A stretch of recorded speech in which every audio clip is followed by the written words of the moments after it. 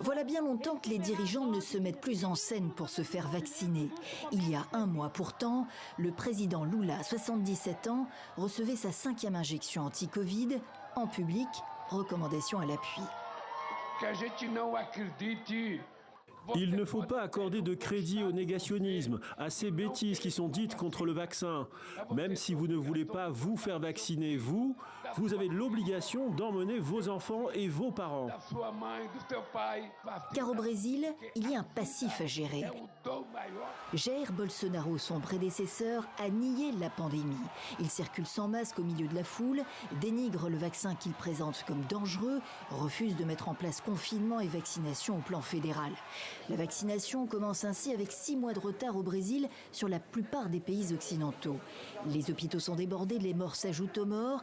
Les Brésiliens manifestent en masse pour dénoncer sa gestion chaotique de la Covid. Bolsonaro a délibérément exposé les Brésiliens à une contamination de masse, conclut une commission d'enquête parlementaire fin octobre 2021. 3 ans après l'apparition du coronavirus, le Brésil est le 2e pays le plus endeuillé après les États-Unis.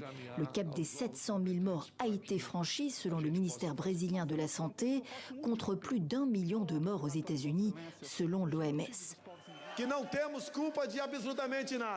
Coupable en rien, répondait alors le président d'extrême droite aux conclusions de la commission d'enquête. La publication du bilan Covid du Brésil coïncide avec son retour prévu jeudi de son exil américain après une défaite présidentielle qu'il a tardé à reconnaître. Ma mission n'est pas terminée, déclarait début mars Jair Bolsonaro.